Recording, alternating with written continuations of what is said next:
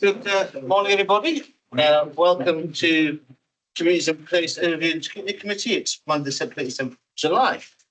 We've got a thank you very much to the staff. We've just done an informal session with some of the boards that are still around the room regarding all the items on the agenda. So, first item, apologies for absence. We don't have any. Thank you. And also just to note that Councillor Azakar Nevin is no longer Councillor Azakar Nevin. She's now Councillor Azakar Boag, and she's got married. So congratulations to you. Next item is the minutes, which have been circulated. The ones that were circulated had demoted me to vice chair, but I've been restored to chair in the version I'm going to sign. But anything else on the minutes? No. What? Sign those.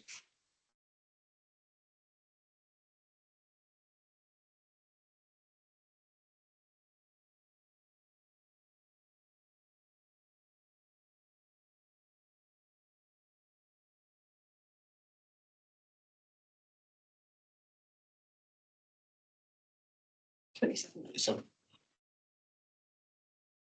okay, disclosure of members' interests. Anything? No. Right. Forward plan of cabinet decisions. What? Yeah, just circulation information, Chair. This was taken by the cabinet at their last meeting, and also the forward plan of the forthcoming key decision to be made. Any members wish to get any clarification? We've got most of the cabinet here. Exactly. Thank you for excellent attendance by the cabinet.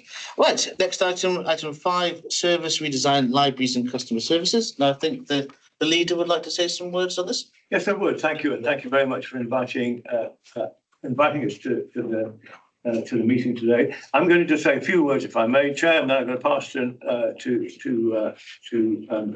Nick for a little bit around the subject. I'd like to really just start by saying I'm really grateful to all our staff who have made a great job, not just of this morning, presenting in advance of the meeting much of the information that has been gathered during the consultation, but actually making this a consultation that really is a consultation that began in February. We said at the start that we need your help with this issue, because after all, I think we all realise that the need for public libraries has changed enormously over a number of years now. We know that through the increased use of Amazon, for example, buying books, and also, of course, the internet. So things have changed significantly, and actually, something around 25 to 35% of people visit a library a year. So in terms of the amount of people using our libraries, it is not a great percentage of the people. But that percentage of people are really important to us, because a library is often the only way they can socialise, the only way they can really enjoy being part of the place that they live in.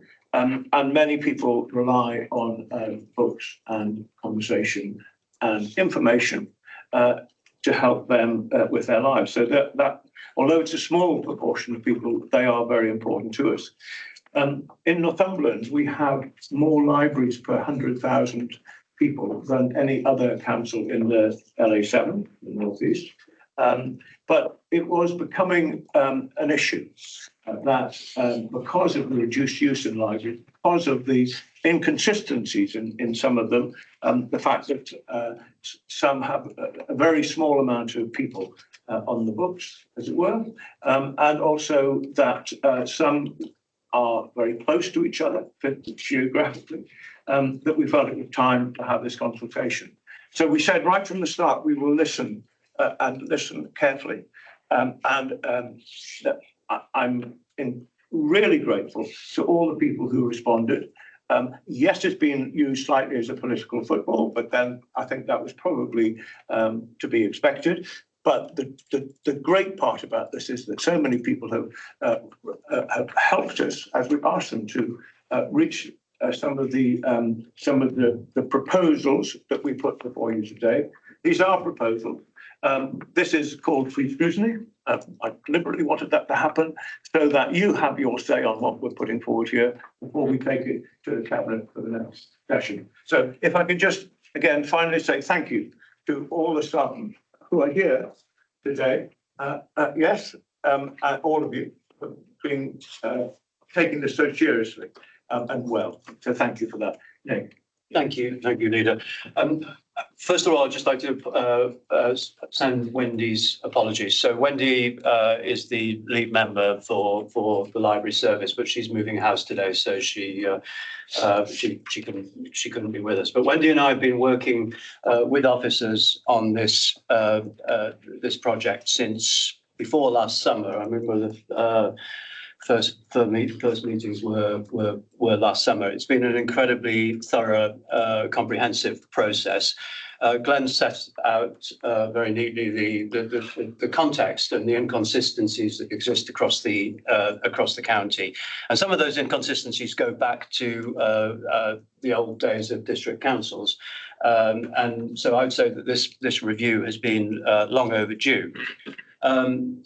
It's really about sort of modernisation of the library service. It's about an enhanced service offer, but it is also, we'll have to admit, about some cost savings that were agreed 2 years ago in the council's budget. So not the one that we all just voted on last year, but the one before that, where council agreed to take 344,000 out of the library service. So this is the sort of final part in that process. We'll hear that we are required to run a library service, but we have quite a deal of flexibility in terms of how we do that. And as Glenn has already said, we have a higher number of libraries per 100,000 people than any other authority in the North East. So I'd also like to reiterate Glenn's points around the thanks to the officers. It has been an incredibly thorough, time-consuming piece of work, coming up with the initial ideas for consultation and then going out and doing an incredibly intensive consultation out into well over 20 sites across the county, meeting with library users. There's also been a very thorough consultation with staff, and I'd like to put on record our thanks to the staff who have engaged very positively with that process. But we'll hear about the proposals and what they mean in each of your areas in the presentation. We'll also hear about some capital investment that's being made into the library service, and I think what we are proposing is a really sort of well thought out, restructured service that will deliver better library services, but also will give access to other council services at a hyper local level in the hearts of our communities. So without further ado, I'll hand over to Jill. Thank you. Can you put the slides up, please? Good morning, everyone. For those of you who may not know me, I'm Jill O'Neill, Executive Director of Public Health, Communities and Inequalities, and I'll be just sharing a couple of slides and then handing over to Sarah Green, my colleague, who's been leading this alongside Karen Loughton, and also to reiterate my thanks to all of the team who've undertaken this comprehensive piece of work. I just want to highlight the fact that this is the third time that we have been to scrutiny in relation to libraries, and that is deliberate, and we're very grateful for the time that overview and scrutiny have provided us, because we wanted to make sure this was indeed a comprehensive review and a meaningful engagement. And this is about making sure that we were fulfilling our statutory duties, because you'll see here that the Public Libraries and Museums Act of 1964 requires us to offer and provide a comprehensive and efficient library service. The how and the where and the what is not described. It is for us then to determine what that looks like. And the way in which we've undertaken this, and again, you've heard this before, but make no apologies for reiterating, we've adhered to, we believe, the gunning principles, which is that we did come out to talk with you and the public and the staff at a formative stage of our model to enable everyone to feel like they had an opportunity to co-shape this and to adapt this and to have their say. We've also provided sufficient time, and that was the middle review and scrutiny that we came to talk with you about. The public consultation took an 8-week period with various forms of medium to be able to engage with a variety of different parts of our community right the way through the county. And then we also had time over the summer alongside the staff consultation to really consider the feedback that we received, still remaining within the budget that we were required to deliver, which was about making sure that we were being measured and proportionate in the delivery of our approach. So today we want to bring this next round of final, what we would hope, proposals for you with Cabinet going to receive a report in September, and we have time over the summer to adapt that final report based on the conversation that we do have this morning. So as Nick has already highlighted, this has already come out of the budget in relation to February 2025. But what we really wanted to make sure we were listening and observing was the fact that we do have tackling inequalities as one of our 3 core priorities as a county council. And we wanted to make sure that the service is equitable. It is fair and standardised, as well as efficient and fit for the future. Bearing in mind, we know over the generation, people are changing their habits in relation to how they access libraries. We want to make sure we are there for those who still need to access the physical books, but also be mindful of the new generations that are coming forward that are more, their preferences are more likely to be digital. So we were overwhelmed with almost 6,000 responses, which was tremendous as part of our big listening exercise, and also our staff consultation, which was only just closed at the early part of July. So the proposals are subject to September Cabinet, but what we will highlight is that there will be, over the course of 2027, the way that we would like to work with the community-led libraries will inevitably take longer, because that's about working with community associations, it's about working with volunteers, and it's also about working alongside the new technology that we would like to put in place across the county. So at that point, I'm going to hand over to Sarah to walk you through what you've already seen, hopefully with the slide that was there on Friday, and the storyboards. Thank you. Thanks, Jill. So the proposed model. The proposals before you today have been shaped by extensive engagement, both with our residents and our staff. Importantly, what I want to call out is that almost 90% of our residents rated our library services as good, very good, or excellent.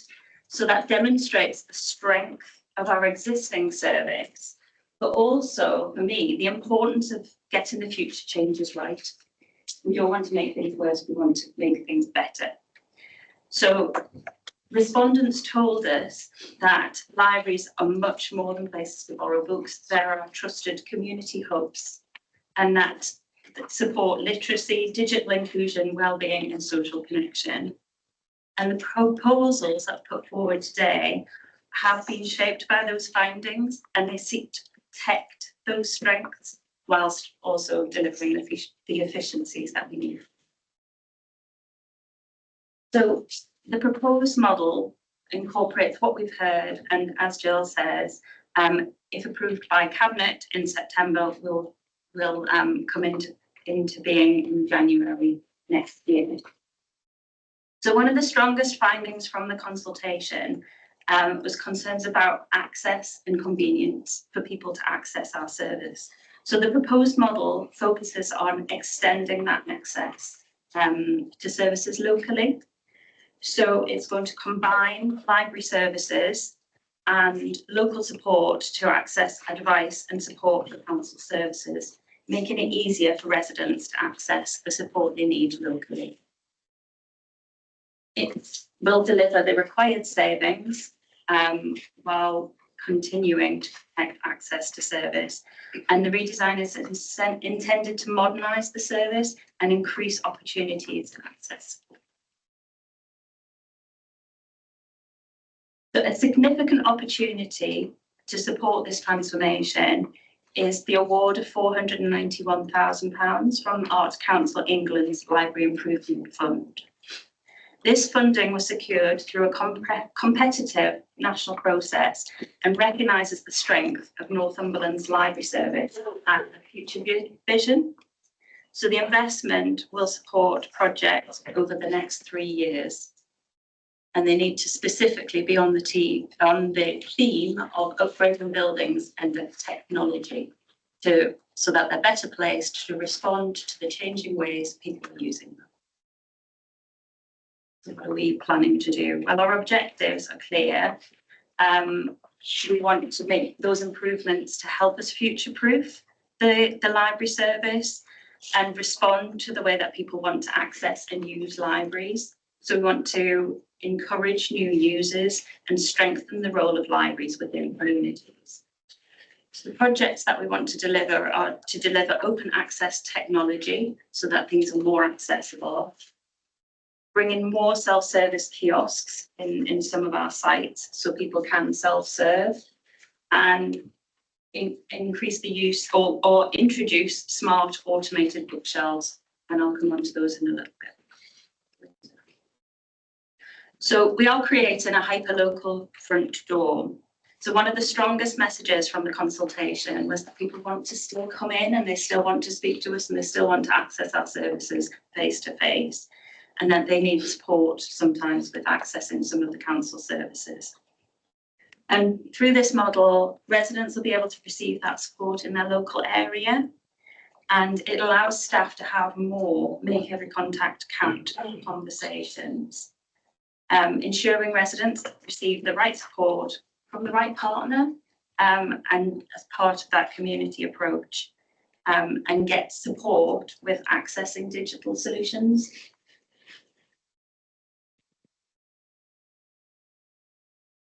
So a key theme from public and staff consultation is important to demonstrating that feedback genuinely influenced the proposals.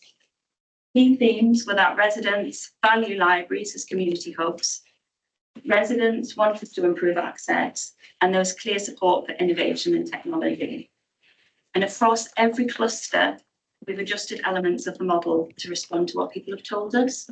Hopefully you've had an opportunity to look at the boards that are around the room and look at the slides that we sent out on Friday with some of the quotes and information and some of the quotes from the consultation and what we hope to do to address some of those concerns or ideas or opportunities. So in the north, we heard that people need extra support with assisted digital, and we are taking steps to tackle digital inequalities. We've increased Rothbury, access to Rothbury Library by 13 hours, and the library staffed provision in both Rothbury and Buller will be 5 days per week. We're introducing self-service machines to increase that. So at other times when staff aren't available.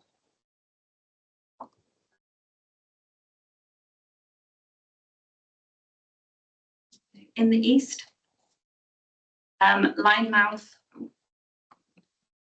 has increased by 3 hours. New Biggin, where currently we don't have staff. We have a fantastic site, but we don't have the staffing to be able to support community approach there and deliver activities. So we want to increase that to 12 hours. Widrington again will be increased by 4 hours, and Ashington we were told we need more support on a Saturday to support those family friendly hours, so we're increasing that to 5 hours.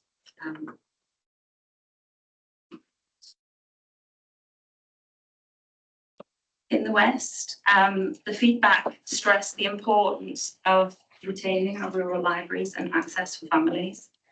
So staff in Hexham specifically mentioned Saturday working, so we've increased those hours on a Saturday, and we've increased support in Allendale so that we can do more outreach in our very rural communities. And this information is on the boards, so we can take. In the south, again, Bedlington will be increased by 3.5 hours. We will have access to council services to be able to have those make every contact count conversations. And we were told we would want midweek morning and Saturday opening, so that's what we're trying to deliver in Blythe, Bedlington and Cramlington, which will all be open on Saturdays.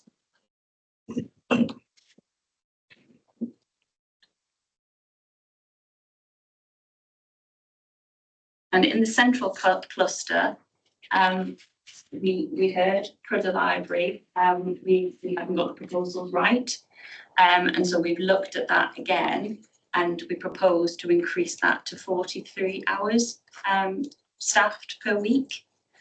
There will be self-service terminals and book return bins that people can use, so people, customers can benefit from self-service as well. And we have increased access, retained access in Wylam, and again increased hours in Huntington. Again, fantastic facility, but we've not, in the current model, we've not had staffing available to be able to staff that. So we're increasing that by 18 hours so that we can provide much more services at Huntington.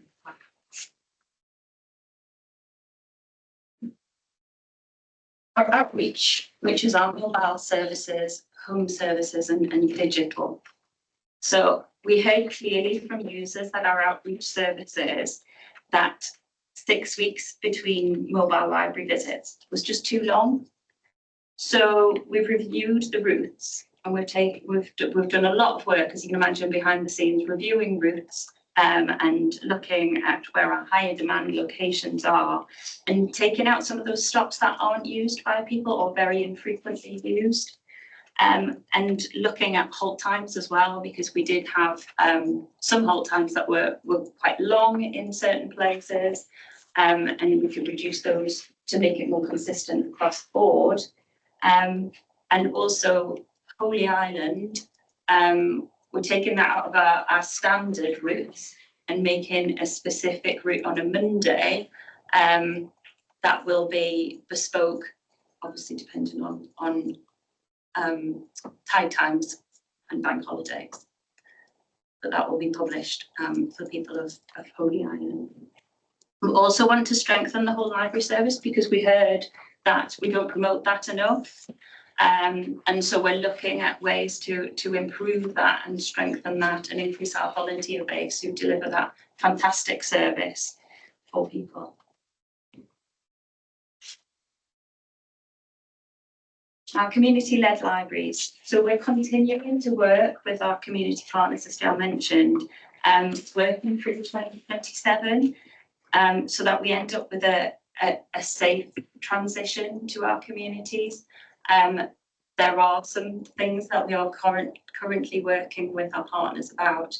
Our current community-led libraries in Havenbridge and Heddon, we want to improve our communication with them, improve our training with them and their access to support, and a phone a friend service. We know that that's really important.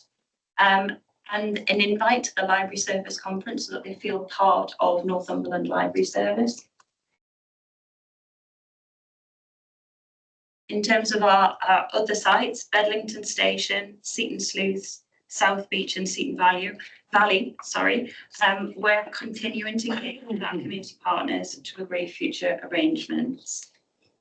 And where a traditional model isn't sustainable, we're looking at alternative models supported by our LIFT funding.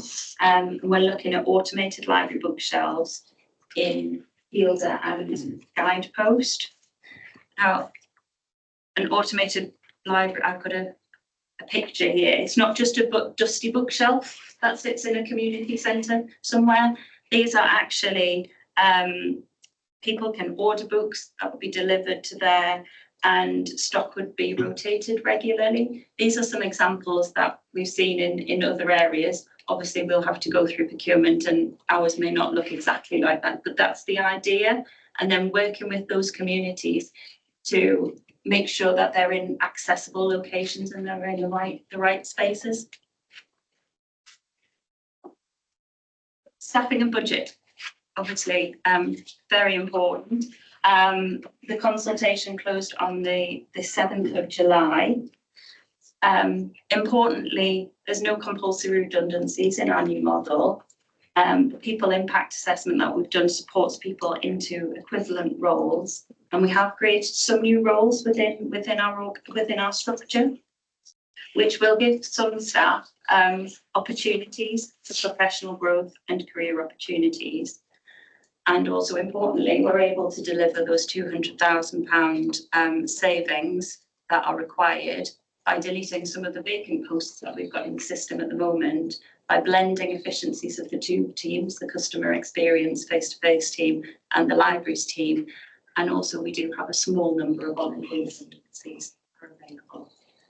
100,000 has been delivered previously due to changes in the back office. So we've banked 100,000 so far, and 44,000 has also been has come through from VR that was taken last financial year, so and this financial year. So we're on track to deliver our 344,000 savings, and also deliver what I hope you think is an improved service. The consultation demonstrated to me and to us as a team that Northumberland libraries are highly valued community assets. Residents told us that they're open to change, but that improves access and improves sustainability of the services and convenience and deliver those wider social values. So the final proposals reflect that feedback, and they maintain a comprehensive and efficient library service, extend opportunities for residents to access support locally, and make use of the significant external funding from the Arts Council that we have managed to secure and support that modernisation. So thank you, Chair. Thank you very much. Thank you very much. Before Smith. Yeah, just one question. I understand there's a need for library staff to support people who are not digital tech savvy in there. Do you expect that to stay the same, or as people are growing up who are more with social media, using smartphones, etc.? Do you think that'll change over the years to come? Or is it impossible to predict? I think it will change as you know, as we who are working it currently and constantly using tech, that will change eventually. But it is something that currently we do need to concentrate on, and we have heard from our residents that they do need our support with some of that. We've endeavoured to develop a model that is fit for at least the next 5, ideally 10 years, so that we're not going through another round of change rapidly. Thank you. Councillor Azakar. Can I just ask, the local needs assessment, has that been done? And if so, is it? So the needs assessment has been ongoing because we've actually gone back to, I think it was about 2020, so we've taken a long review back over as well as what we're doing now. So it's a live document as it stands, so we're still iterating it. So it's been based, so even the public consultations added to the needs assessment, the staff consultations added to the needs assessment. So it isn't a final product as yet, but as and when it is, then absolutely that'll be fully available and really available for anyone to review. Thank you. Scott. I just want to say thank you to the staff that have carried out the consultation. It's been really powerful, and the residents' voices have been heard. So I'd just like to thank you very much for that. Councillor Dodd. Yeah, similar, Councillor Smith. We sort of predicted this a while ago, the internet stroke, whatever. But as we head towards when the majority of people that step into the library will have been born with a mobile phone type in the hand, or a screen to look at, or internet access that is like the norm. What do we have any age profile differences over the last few years, decades even? Because I suspect as the cohort that are not brought up with a mobile phone and screens die out, the library will have to reinvent again. And I just wonder, when do we review again because this is a problem. I mean, I used to get the odd book from the library, but the fines got so great it was cheaper to go to Amazon. So, and that's what people are doing. So you can buy a book, same as a fine. Yeah, can I just first of all say that I again thank the staff for this. It's been very much an administration decision to take this route, to allow this consultation, and to make sure that we looked at where we are now, how we can maintain as much as we possibly can, and actually improve a lot of what we do. I'm grateful to the staff for their input. And your question is absolutely correct. We must continue to review. We will review this proposal if it's agreed by yourselves and Cabinet. We will review it within a year and continue to review it. But the important thing is that so long as that cadre of people remain that really need a library, that really treasure a library, we will continue to listen to them. They will not be cast to one side. They will remain very much in the.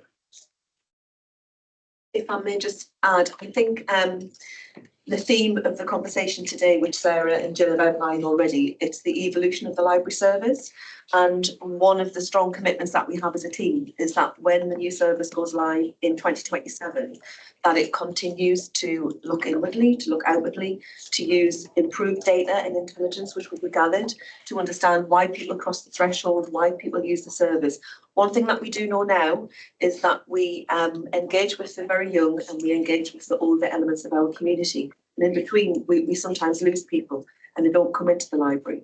With the library having a hyper-local focus now and the customer experience element added in, we're confident that we'll have new people who cross the threshold who'll be able to then see what a modern library service can offer in terms of the digital element, the events. It's a very lively space. It's not a space to stay quiet or be shushed any longer, and it hasn't been for a long time.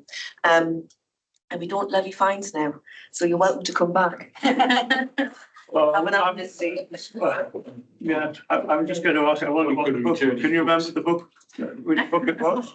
It's a long time ago. Noddy? The fines I've got a speed and awareness course to go on, so I get a good. Yes, speed limits and how to obey them. Councillor, I wanted to ask. Yeah, just to add a couple of points to what's already been said. I think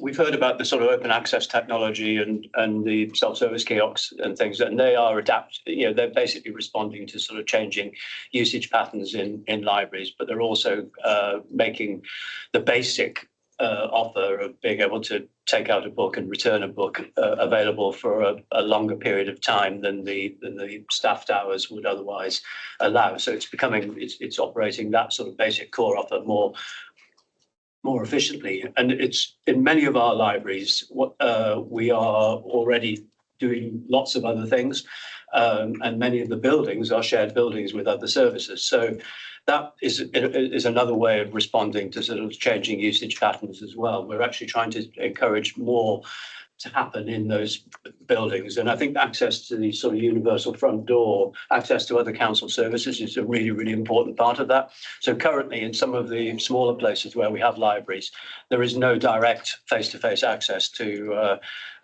council services. You've got to do it online, or you've got to call the call centre or whatever. Now you will actually be able to go in and talk to a real person. And I think that's a really, really important step forward. I also think that we all as councillors have a role to play encouraging people to sort of access those services, access the library service itself, access all of the events that we hold in libraries. The library service run a lot of really important events to encourage young children to sort of embrace reading at an early age, and that's really important because once those habits are set, they're set for life. And I think there's a very good newsletter produced every month by the library service, and I would implore everybody to share that on your local social media channels and try and encourage more people to go through the door. Councillor Dale. Thank you very much. Can I just say, first of all, thank you to staff who attended the consultation. I felt that some of you had a rough ride, and I did have to occasionally stand up and say, They're officers are just delivering the story, right? They're not here. They didn't make the decision, thank you. And everybody took that on board eventually because it was 1 or 2 place, which was frankly isn't a bit angry to say. So anyway, thank you very much for that. Can I just go back to the various points I wanted to make? We have 60,000 registered users at the moment, right? That's basically the figures. We only have 20,000, just over 20,000 active. It's an interesting thing because it's what are these people registered for? So are they using BorrowBox? And I think that would be an open thing to find out actually how many people are actually using BorrowBox. And because that is something quite different from the library, where you can get all kinds of things down. But that to me is something that is interesting to find out what the others are not using and why. So that was one thing. I'm sorry, I've got a list of things because I read it through. I did take all the documents through eventually. The rural areas is quite a difficult one to manage because if you look at the members the people who actually keep on taking out books, most of them are elderly. And that will be the case in rural areas because actually in the afternoon, you don't come in the evening, you're during the day. So you're obviously going to get those people who are retired or maybe not working. And how to grow that. And I think going back to working with the parish councillors, a lot of my rural parishes have actually got their own little library service. So I go and borrow a book from one. When I've read it, I take it back to the other village one. And whether they would take on a BorrowBox. So these are community centres that are in the rural areas where you might look to have community use of BorrowBox. So Ovington Club, for instance, they've got a big, lots and lots of books that come and go and everything else. Maybe they would take a BorrowBox on. But if just actually using parish councils and centres, we might say, yes, we'll do a BorrowBox. So there's quite a lot, there are an awful lot around that I know where you can go in and everybody swaps books and you might see 3 copies of one particular book or something. But anyway, so there might be something you could look at there because I think that would be one way of getting to the rural areas and accessing more books, and also whether you want to get it use it for information as well. So you could get what's going on the BorrowBox, sort of kind of in the BorrowBox. But there's a lot of opportunity there to get out. So that was just one thing. So I'd ask you if you could look at that because the numbers are quite low for the rural areas outside. Lovely to have another van to have. You've got 1 new vehicle, but maybe have 2.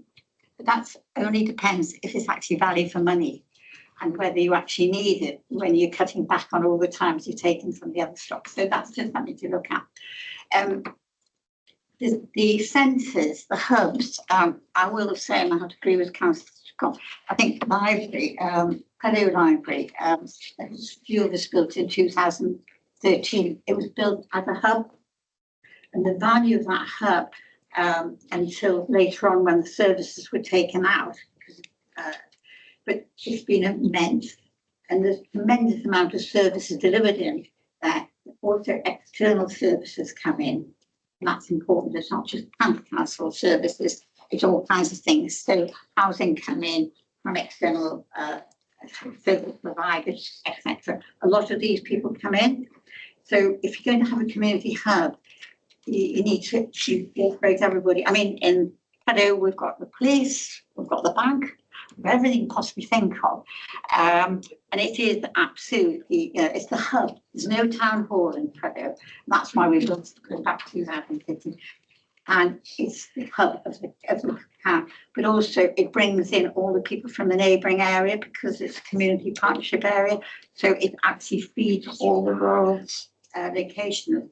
So it is, that type of dynamic, rolling out across all the other hub areas would be good. And I've got all the documentation going back to when that started. So just 1 or 2 things. I think you've done a really good job. I think the staff, we will support them and they will be given the training they need. But how we're going to get those 7% who are now? It would be good. It'd be great to hear anybody's ideas. Maybe the schools would like to have an idea. You know, ask the schools what you can do to grow. I don't know. Have you been into the schools to ask? Right. Can I just pick up the first part of that? And obviously, I just want to touch on the rural areas because that's something that has been very important to us as administration since 2017, and it is very important to us now in all sorts of ways, including the library service. So you will have known that we have bought a brand new library van, which don't come cheap, in order to maintain the library service, and at a time when other councils have cut back on those. And we also are keeping small rural libraries open at a time when people said they're all going to shut. We're keeping them all open, and they will be there for the use of people in more remote areas. There are a number of other ways that we can help people as well in the more remote areas, and that's what we're doing. So please let there be no question that this consultation shows that we do take all of the important people that live in our more rural areas absolutely under consideration, and their concerns fully addressed. I think Councillor wanted us to come in there.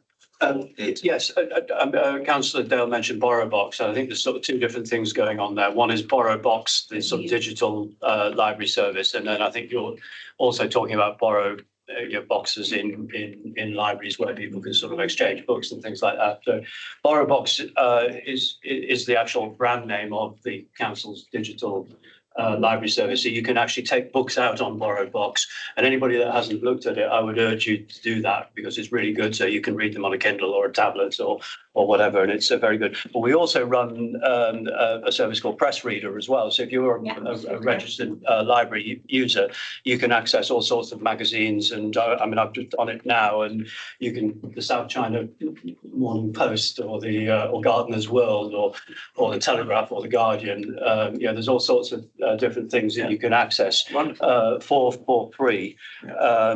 Just to pick up on go a little bit further on the point of the library van, there's been a lot of extensive work done on the library van routes to make sure that the library van is going to the right place at the right time and the right frequency. So that's been a very thorough review, and I think what we've ended up with a really good proposal, a solid proposal there. It's any more Councillor? Sorry, yes. Can I just go back? The Borrow Box is something everybody uses it. We use it for the press, right? Newspapers. But I think it's that I don't know how you have to be a member of the library service to be on it as well. Yes. Right? So what I'm trying to say is you've got your 24-hour regular users library. Be interesting to know how many others are using from Borrow Box and how you can break down. I'm not sure you can break down that figure to see what figures you're providing. So if Borrow Box people are using books, great. We're reading. That's what we want people to read, and so that's fine. What we want to know is how many are actually using Press Reader against Borrow and against book. And can I just say, going back to just.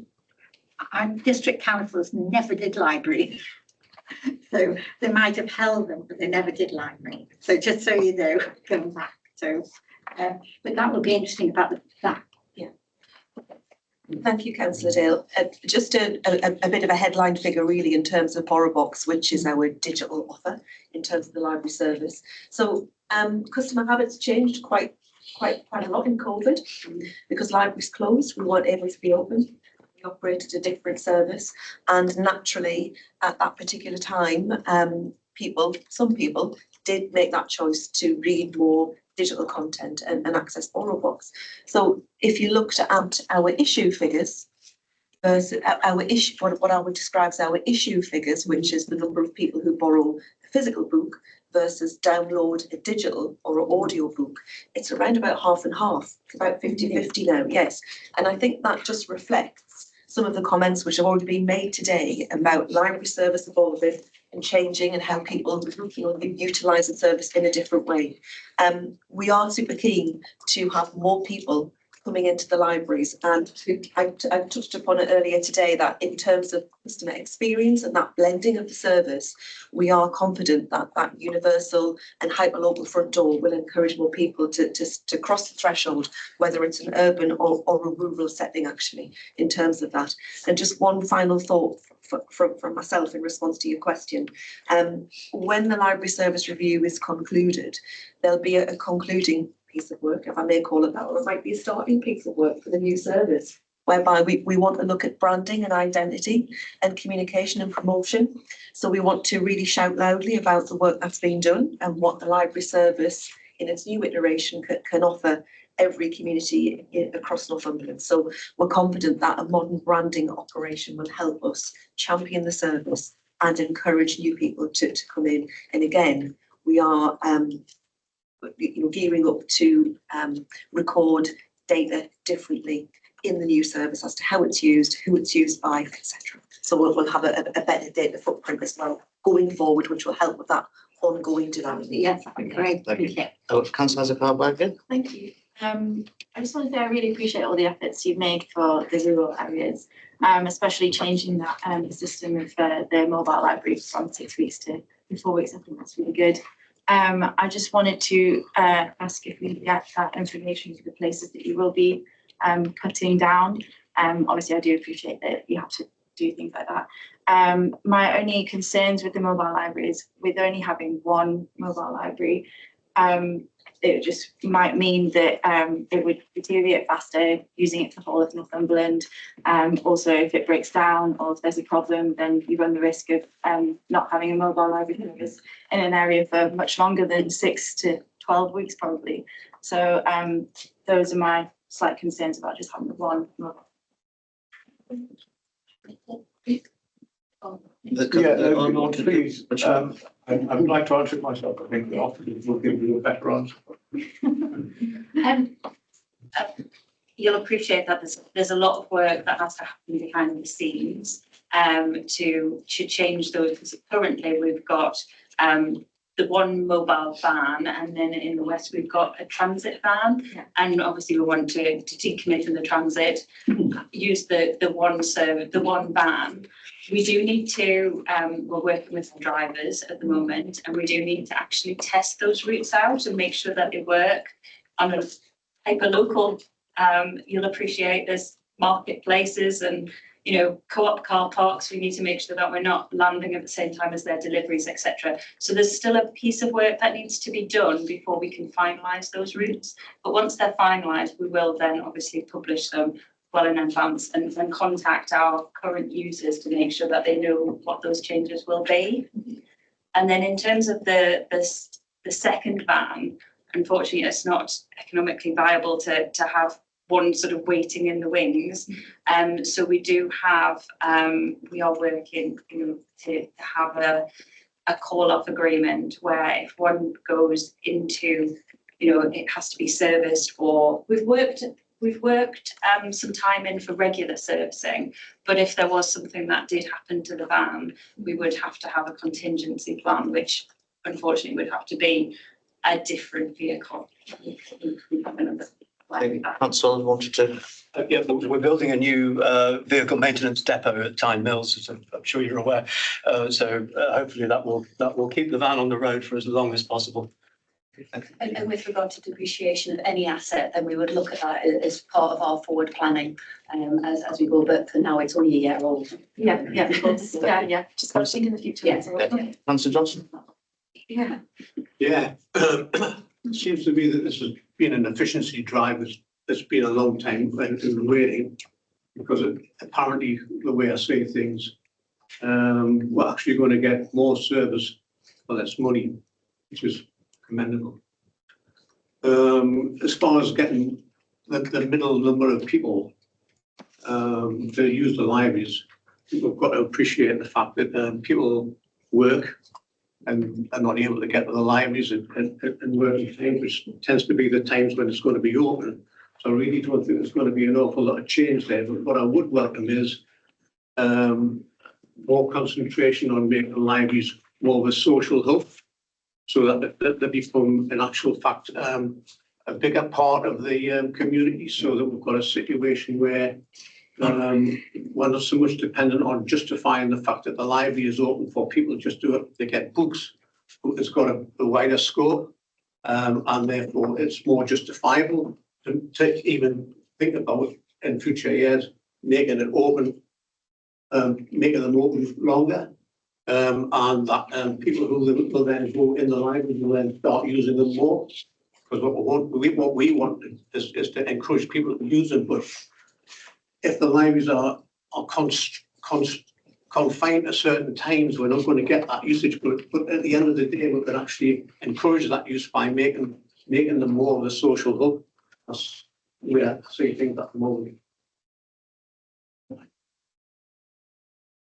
Just in response to your comments there, so you're right, libraries are a social hub. They are now, and we want to continue to sustain that footprint and grow it in our communities. And I think Councillor Oliver touched upon the newsletter, which comes out to all members on a monthly basis, which is really lively, animated, a pleasure to read, really, which sets out some of the future initiatives across all of our libraries. We'd love for you guys to be our champions, actually, in terms of your local communities and getting that message across. But if we can get more people into our libraries, as we're confident that we will, for the reasons that I've set out earlier, I think we'll see a modern, fresh environment, which is full and noisy at times and full of different generations and different backgrounds of people who use the libraries now for the event programme in particular. And it will feel like a welcome, warm environment where there's no cost to access, no judgment to cross the threshold. It really is a universal, free, accessible community touch point for everybody who would like to go in there. We've referenced something called Live 4 previously, which is the Library Improvement Fund, supported by Arts Council England, and the Live 4 funding that NCC managed to secure, and we got the confirmation earlier this year. That will be utilised across some of our library sites to increase accessibility outside of typical operating hours. It's a new concept for Northumberland, but it's not a new concept for libraries nationally, but it is for the County of Northumberland. And there is an initiative called Open Access, whereby our library sites, if they were traditionally closed at a particular time, they can be accessed by the community. It's a new step for us to take forward. It's a parallel project to the library review that we are doing. Live 4 is going to be delivered over the next 3 years. So it's a continuing conversation once the new library service is embedded next year. So you will see some further differences that occur across libraries for the purpose of encouraging greater access outside of those traditional core operating hours. And obviously you'll see in the slide deck and the slides which are around that we are sustaining across many libraries a 6-day-a-week operational timetable, Saturdays included. Councillor, Yes, I was just going to make the point about Saturdays, but also I think where possible, there's an evening, early evening opening as well in many of the libraries proposed, so that will help sort of get the people that are working kind of normal 9 to 5 type hours, at least give them the opportunity a couple of times a week to access the library. And I think there's also an opportunity using the open access sort of technology to work with community organisations. So, for example, in my own ward, although there's a sort of slight drop in the number of salaried hours, we are talking to the Corporate Community Partnership about moving their heritage displays in there, and then their volunteers that currently staff that heritage thing would move into the library. That would allow us to open the library for longer. So actually we'll get more library hours rather than fewer. So I think that sort of thing can happen, and it is, there's been a lot of engagement with a lot of community organisations across the county as part of this consultation process. But there is opportunity for that to evolve as things change and the new service is implemented. Thank you very much. I think that's everybody's question. So I think just to round up that discussion, could I just have to a conclusion, which is to again thank the staff, thank our team here, and to everybody who became engaged seriously in this consultation. As I said, it did become slightly political, and I regret that. But it has proved to those that were warning of great cuts by the Conservative-run administration that they were wrong. That we have made the saving, which we have to save because of the reduced amount of money we get from government. We've made that, and as you said, actually we're doing more for less. And we're providing a service that is fit for the future. We're not making any compulsory redundancies, as we promised there would be, none. And we have a setup which has been well explained and well thought through. We will review things as time goes on. And of course, we'd like a second library van, but we frankly don't get the money to allow us to do that. But I think it'll work. We've got a very good plan for making sure that the library service, Councillor, the library service remains extremely good and well used, even in remote areas. So thank you to everybody for that, and I'm really pleased with the result of this. Thank you. So obviously this is going to Cabinet in September. I think a lot of the comments that have been made will be noted by the officers. I think as a recommendation, I think maybe we should just commend the fact that adaptations have been made to the proposal based on the consultation, which I think is very positive. We've been told that she may just go through Cabinet in September, that the new arrangements will start in January. So therefore, I propose that we ask you to come back in May next year to report. Oh, sorry? May 28th. Yeah, next year. Yeah, 28th, yeah. After that, to give us an update on how it's going, and then we can keep a brief on the new arrangements and how. So are we happy with that? Councillor? No, just to say, just think the way the consultation's taking place has been So the rough and the smooth, yeah. but actually you've got the responses you want. However, just as you said, but I think that it's a real blueprint about actually, I should say red print or pink print, not blueprint any longer, not being political.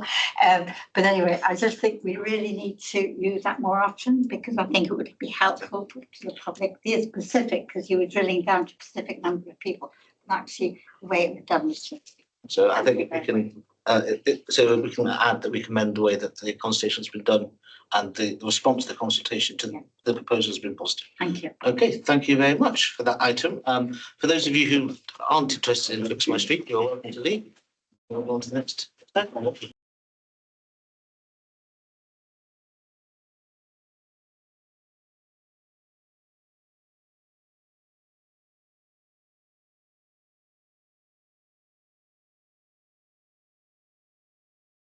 Now moving on to item 6 on the agenda. Members may recall this was a request came via Councillor Dungate for an update on Fix My Street.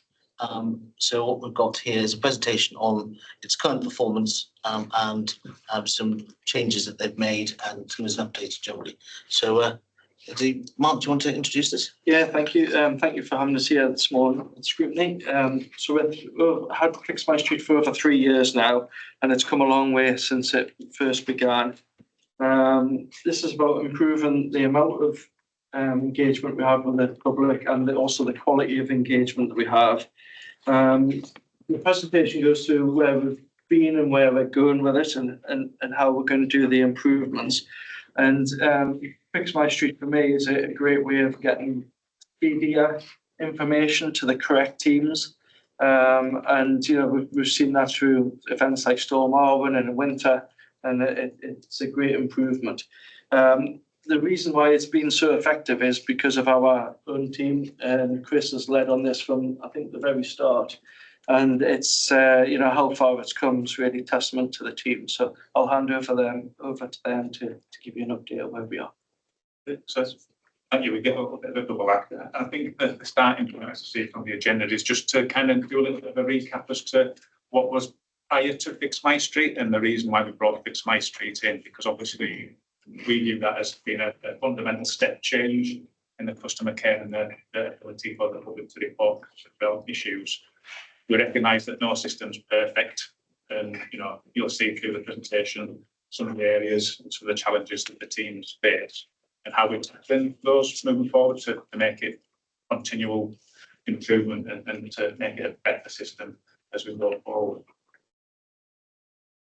So in terms of what went before, previously it was through the council's customer relationship management system, Lagan. So basically, if you had any kind of public realm issues, whether it be want to report potholes, flight incidents, that kind of nature, you either had to phone up the council, which was the primary method that most people used.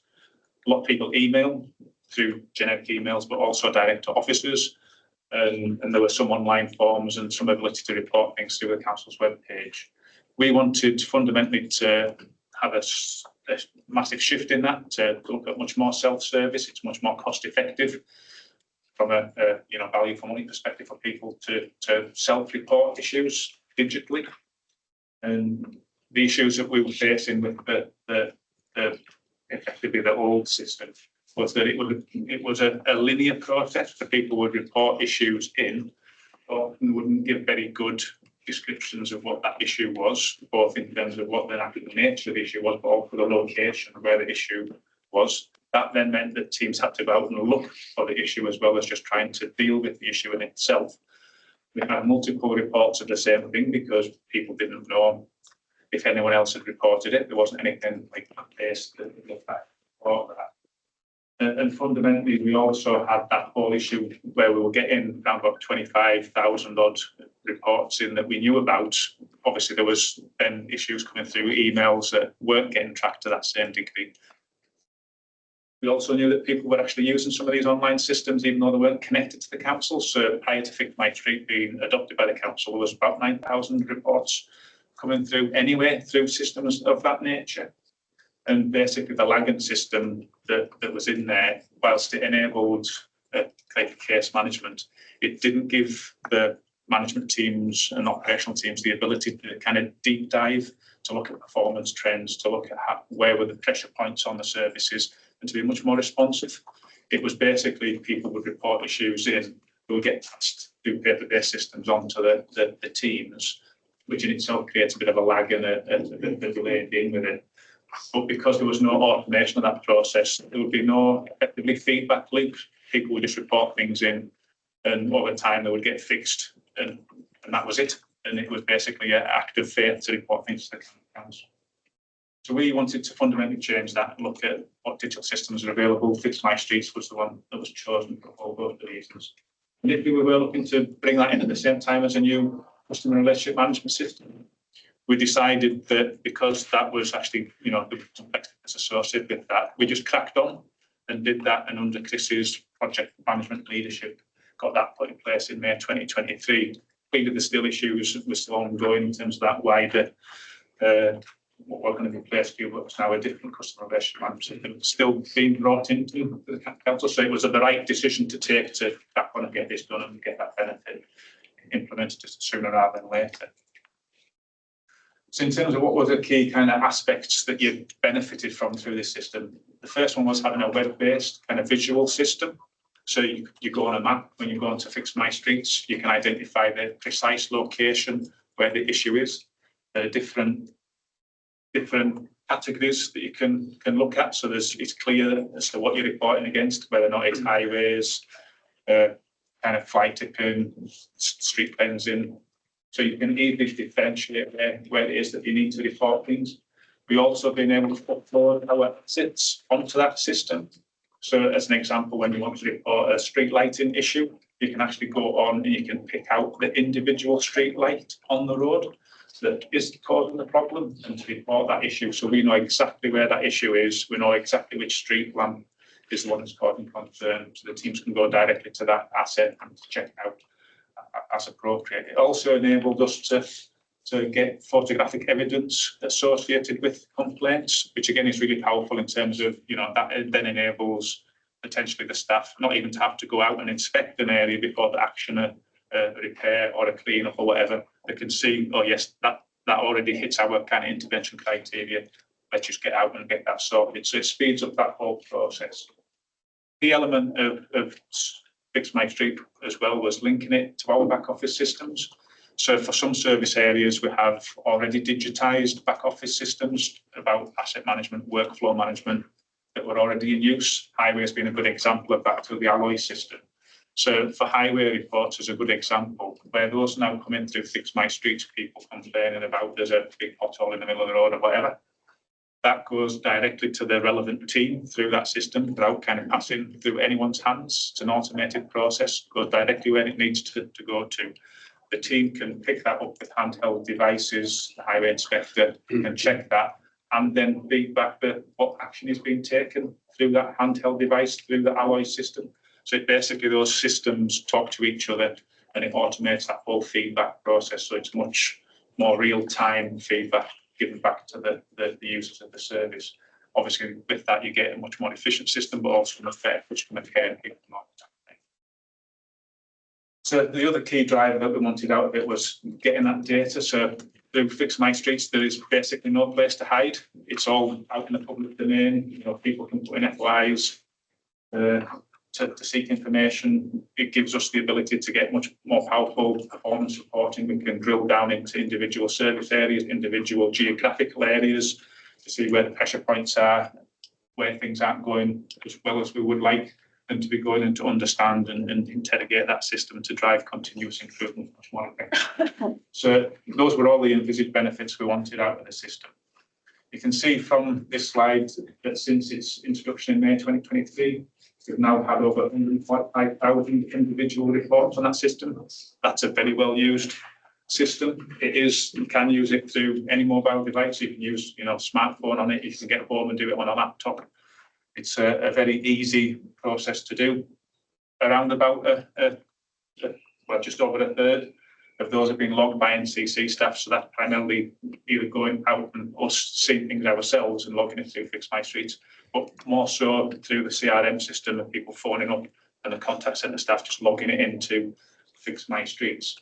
What you see from that though is that more than 2/3 is being self-reported through Fix My Streets, which is a massive shift in terms of the public, being actively involved in reporting things through the system, but it's much harder to do that. But previously, we were, like I said earlier, getting around about 25,000 public realm kind of reports. We're now getting 45 to 50 plus thousand, pretty much doubled the amount of public reporting on issues that we are receiving. That's a significant increase in demand on those services. But because this is a much more slicker system, we're able to address that demand without any change in the resources that are being deployed to those services at this point in time. So basically, it's a much more efficient system for us. Staff know where the issues are, they can go out and deal with them, appropriately and according to our intervention standards and service standards. So, as I said, over the last 3 years, 145,000. So the top reported issues, no surprises, highway maintenance is by far the most significant. And then fly tipping issues, but also, even though the fly tipping levels have significantly reduced in the county, the ability to report fly tipping has made it much more easier for people to do that, which is a good thing. We get a lot of issues around vegetation management in parks and public spaces. That can be anything from just looking at public rights away through to basically paths being overgrown and things such as that. Street lighting, drains, vegetation, all those kind of usual suspects that are the key areas about wanting to keep the county council's kind of assets and its open spaces looking as best as they can, safe and secure for the public, and to target interventions where they're most needed. So at the moment, despite that increase in demand, we are improving the number of the timeliness of dealing with those responses year on year, and also the numbers that are getting ultimately closed out year on year as well. So there's a performance trend that's going positively on that, and I'll hand over to Chris now just to talk you through some of that ongoing reporting and improvements that have been taken. Okay, so I'm just going to touch on the data we're getting, and then what improvements we've made since launch, and then what we're looking at going forward. And we welcome any feedback on that. So as Paul mentioned, that there were highest volumes. I think the key point from me on this slide is, if we look back 3 years ago and me as Highways delivery manager back then, if I wanted this information, I would have to speak to about 5 or 6 different people, pull a load of information together, and it would take about a day, 2 days, maybe 3 of dedicated time. This is going out on a weekly basis, or can be seen by all the managers more or less instantly now. And again, the airport, where we've got this data running constantly because the system's embedded. We know where the trends are, and we know where the demands are. But if you just look at potholes there, 22,000 reports on potholes.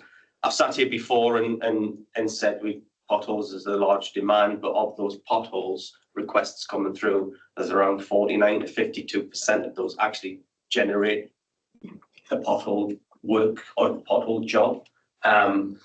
So I'll touch on what we're doing as an educational piece using the system going forward. Fly tipping's high, but as you all will be aware, there's been a huge reduction in fly tipping through all the fly tipping campaigns, around 45% reduction April to June 2026. And teams are constantly working on that as well.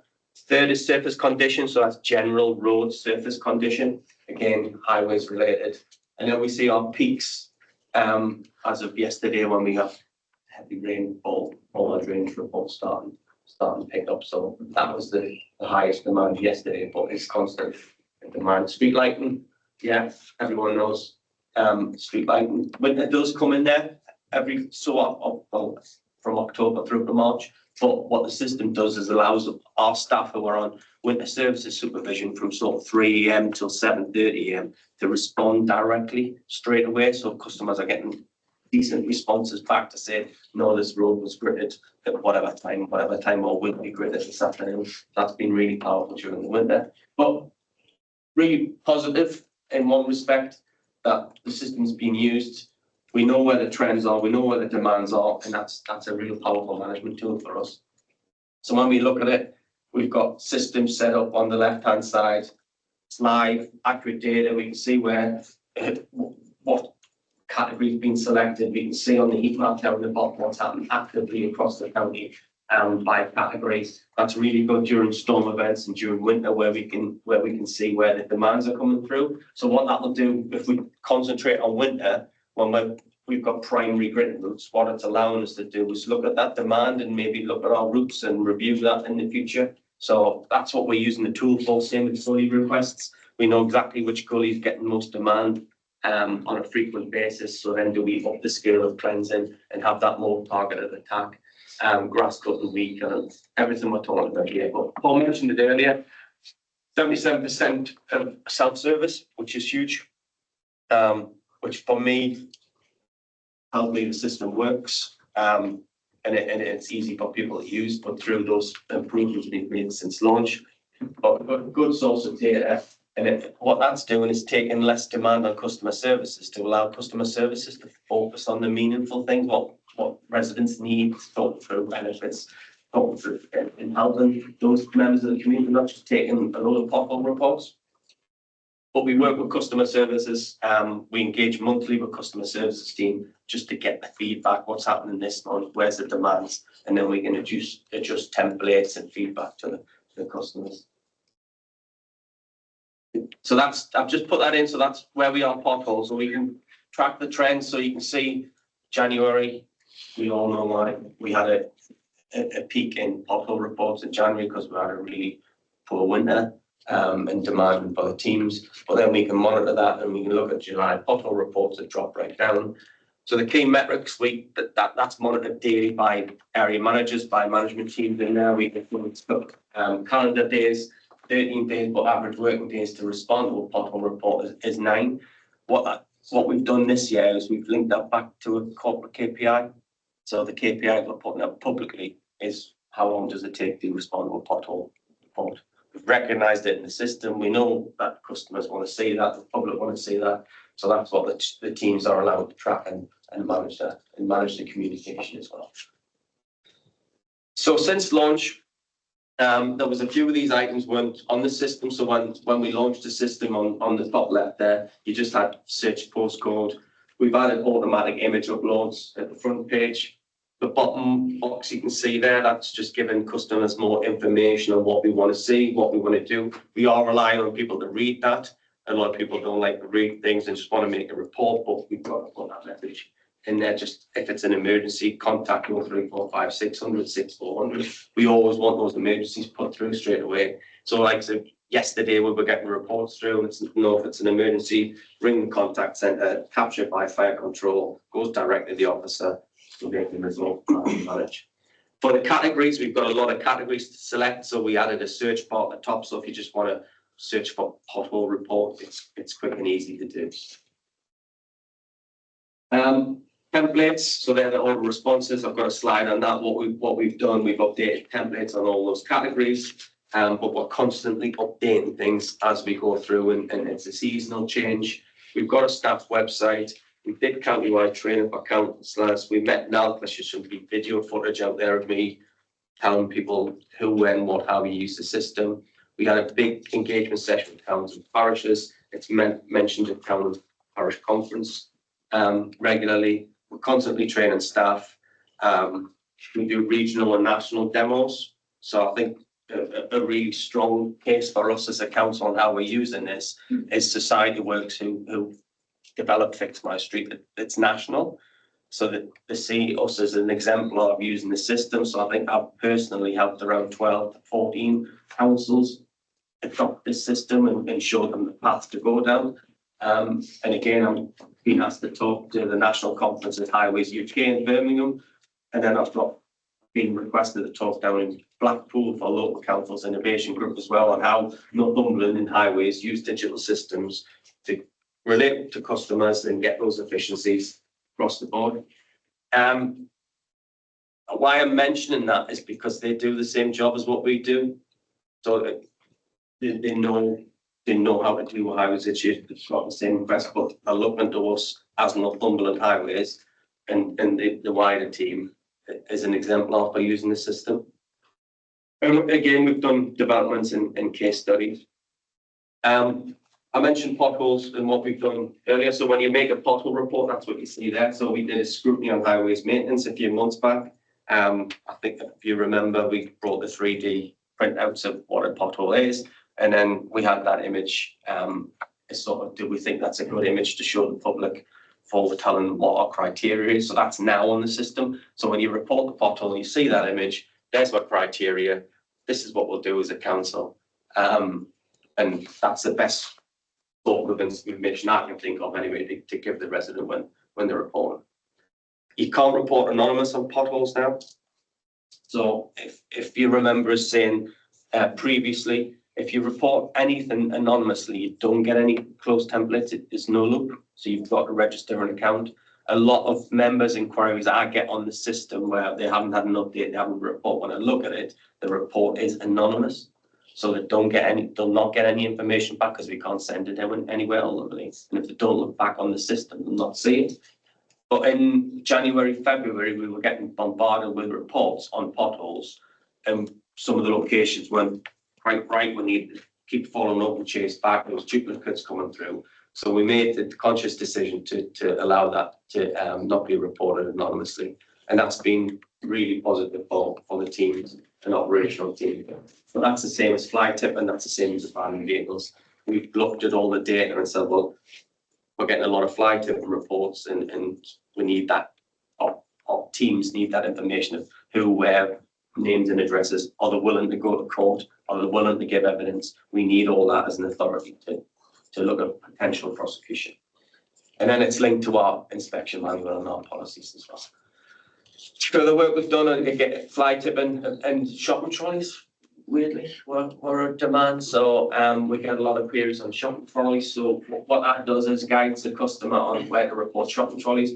Doesn't allow that report to continue. So it's not going to us. It's not a waste of our time. Officers aren't having to see things. It just directs them, signposts. There you go. Go there for shopping trolleys. That's the best ones to contact. Update on templates. So that's what you should see on each status and what we do on template reports. But that should be going back to the customer. Again, if it's anonymous, they'll not get any of these. But all categories now have got updated templates, constantly changing the language, changing the terminology, because we can get too technical and people don't really want to see that or don't need to see it. So it's just that closing that loop. That's still a constant challenge with staff. So I'm still working with staff to say, make sure you do this, make sure you do that. That's constantly challenged because staff are ever changing and demands are increasing. But we've got all this set up in the background and we're changing it constantly. On the positive side, it's not just a complaints portal. We're not using it for just report complaint or issues. So if you want to apply for a cross-channel payment on EVs, you can do it via this route. Pulls up the address, then links back to our team system, goes to the right person. And then on the bottom there, you can see how we link it to our back office, so our teams can go and complete a survey. It's all logged. It's then all logged on our asset register, so it's captured straight away. So we know exactly who, where, what, when. It's linked to the area teams, and then we've got that full digitally captured audit trail. And we use it for volunteer groups now as well. So that pick volunteers, when they've completed the little pick, they just tell us how many bags, where to collect it from. That goes straight to the team, so they know exactly what they need to do. So it's evolving, and we're using it for more and more positive things and engagement with the communities and volunteer groups. And then if someone sees that, it stops reporting fly tipping. So just see bags next to it being reported as fly tipping. Whereas if it's plotted on there and you go and report it, it'll tell you it's volunteer group wanting the litter collected. Abandoned vehicles is a hot topic. So what we're looking at going forward is integrating the DVLA registration check. So when you go and report abandoned vehicles, if you've got the registration, you put the registration in the box, and that then pings a message to DVLA. DVLA then sends it back. Yeah, it's registered. It's legitimate. Therefore, you can't report it. Yes, it's sown. And we're going to add more options on. Is it parked on double yellows? Is it being repaired on the footpath? Is it obstructing? Is it abandoned on the property? And what we'll do there is that'll go to different teams. So what we found is abandoned vehicles were coming in. We were saying it was a police issue, or was it needed to be public protection, and it was just going backwards and forwards from councillors to residents to others. So we're just tidying all that up and making it a lot slicker. But on the far left, giving the user that information what we can and can't do as an authority. So, and we'll be working with multiple teams and the police for this one. Street lighting's brought a new system in, so street lighting's going to be changing their categories because they've adopted alloy in the last couple of months. So again, they'll change, but there'll be more there'll be more categories to add, but this will then again determine which team it goes to and whether we class that as emergency and we can prioritise workload. But that gives the teams a little bit more information on what they need to do as applies. If they need to replace the whole column or if it's just a component issue. And then we're going to look at the icons. The big thing for users is looking at these icons. So rather than just have red, amber, green icons as a dot, we're going to be changing them to work in progress or tick. And then a grey for closed. Waste services have come on board. They've digitised the system, so they've come on to Alley. We're going to see what we can do with waste as well with that system. Auto assign for neighbourhood services. Neighbourhood services haven't got a back office system that's integrated, but based on all the data, we can auto assign jobs to staff. Had an engagement meeting called a Daily Dash at Northumbrian Water's Innovation Festival about 2 weeks ago. So we held that with customer services and others around how we can improve the system, how we can engage with the community. And there's a whole lot of actions come out of that, working with Northumbrian Water and other councils on what we thought the system was and how we can improve it. So that we'll take that on board, come through. But in that engagement session, that again proved that we were ahead of others and implemented a system like this. And a key point is the new CRM system coming in, Netcall. So there's that piece of work going on in the background, and that'll determine the future of all other systems. So when Netcall comes on board for the council, what does that mean for us? We've kept this running, and we will keep it running and maintaining because we're in a better position than others. But we'll just see how that goes. And then housing are on board as well. So for the Hurst area, we've done a bit of a trial with a housing team on empty properties, so residents can log an empty property on the system. Again, that's attached to the address, so that gives the housing team a little bit more information.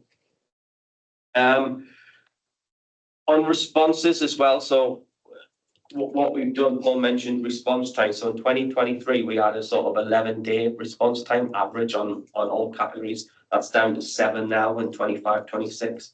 So the median response time is 7 days for all those 145 on there, or 152 1,000 reports. So I think there needs to be a little bit of perspective on that demand and what we're getting back as negative, with a lot of positive work going on. And then, like I touched on, we're continuously monitoring. So we're continuously monitoring roads, fly tip and street lighting, those key categories. And then we're trying to, there'll always be, well, some people call it a backlog, but there'll always be reports that have been unanswered. So we're looking at keeping that at a 5 to 7% ratio going forward based on that. And that's it. Thank you very much. Okay, Councillor Smith. That's quite how different this is. But looking at the increased number of calls that you're getting through and reports and that, you don't seem to have that, yes, you're getting overwhelmed, but you've got enough resources to match demand for the Have we got enough?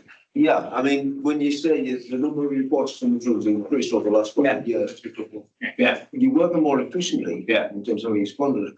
But are you getting overwhelmed by the demand and saying, look, we just can't cope with this? Or are you able to manage the demand effectively?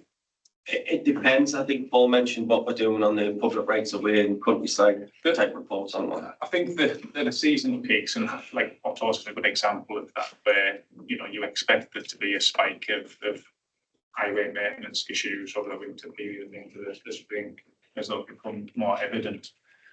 We would get those anyway, because there's the fact that we've got a new reporting system doesn't change the fact that used to happen to the highway network anyway. What it enables us to do is to target the activity much more effectively in terms of where are those issues, where do the staff need to be deployed, and it also gives us the evidence base to go back to portfolio holders and back to cabinet to say, there's an issue here that needs more resource into it. And I think highway drainage is a really good example of that came through from the scrutiny process, and we were able, using Fix My Streets data, to highlight, yes, there were issues in terms of highway drainage. Additional resourcing was then deployed to that. So like I said earlier, one of the key benefits for us is kind of like a double-edged sword, but there is no hiding place. It's an entirely transparent process. So where there are pinch points and pressures, it's obvious there's pinch points and pressures, and it's then how they respond to that. And ultimately the response would need to be, we either look at our response times and council policy and approach to that to say we accept if it's going to take longer, then we change the policy to reflect that, or we put more resource in towards that, or change and streamline the systems and processes to get better use out of the resource to deal with that increased demand. It's one of those kind of three options.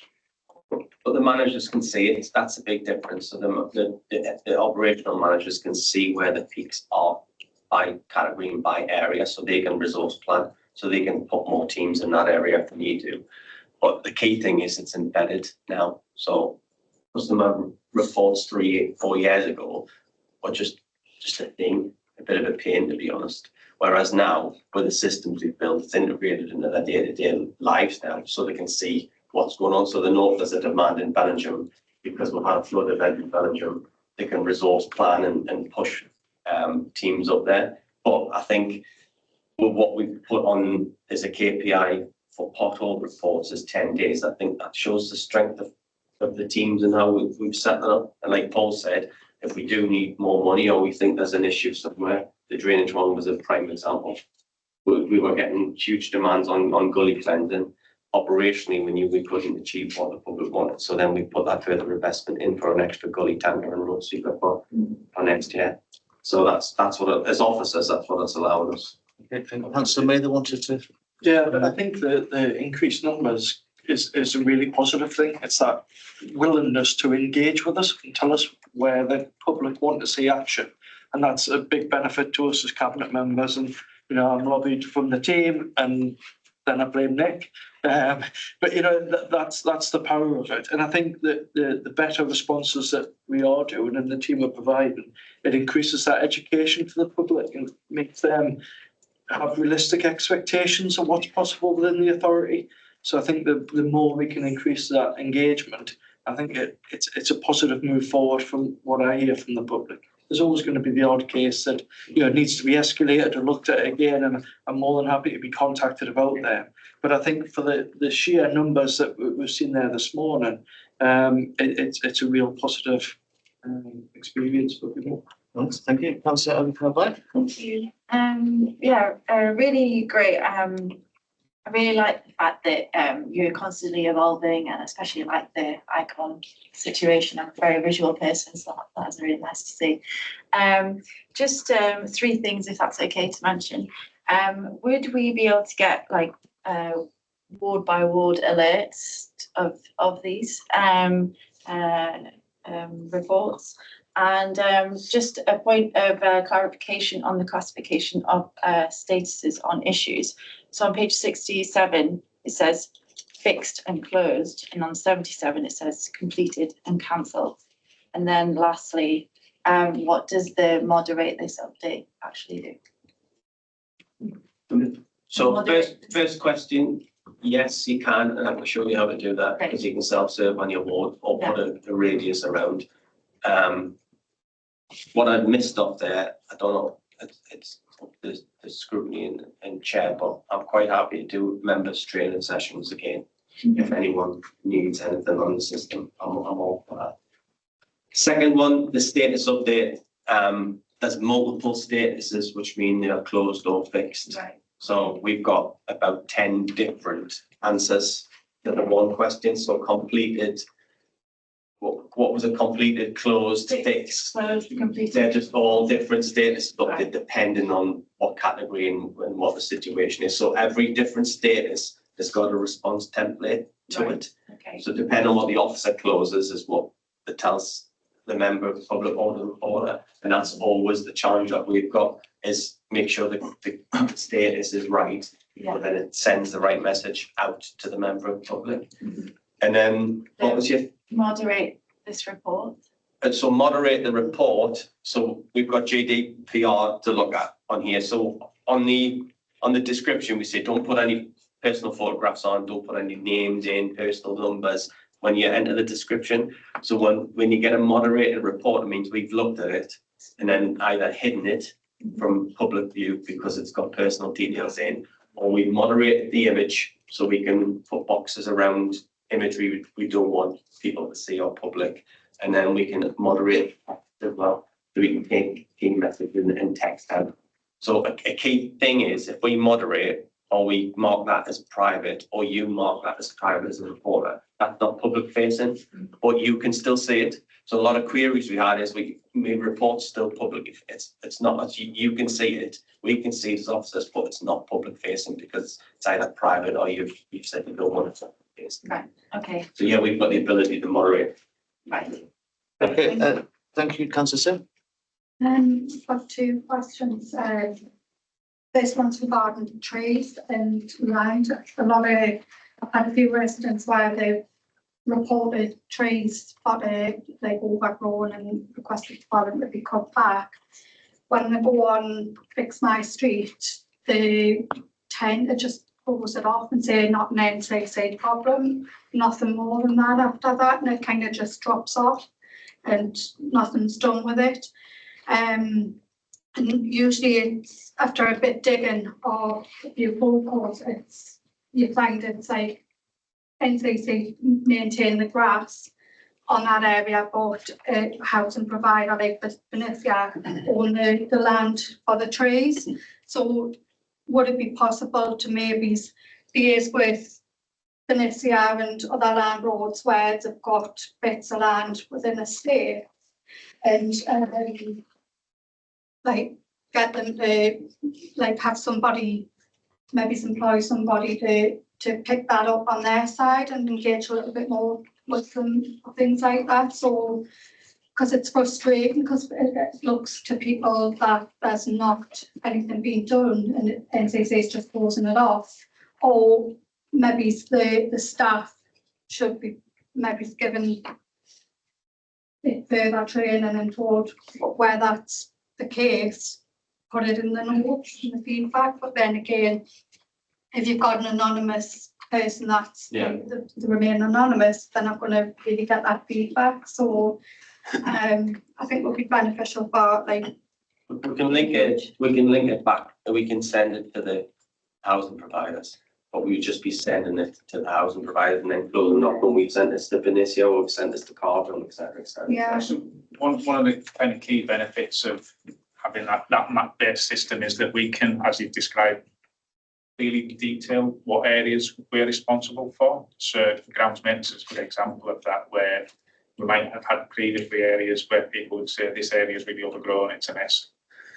And when they go to report that, it's clearly not county council land, so it should say that on the system that you know, thank you, but that this isn't something we can physically action. In the example that you gave, we can look at tinkering with that to a degree to say this isn't something that we're going to action. It's not our responsibility, but we have notified where we do know who the landowner is, for example, who that person is.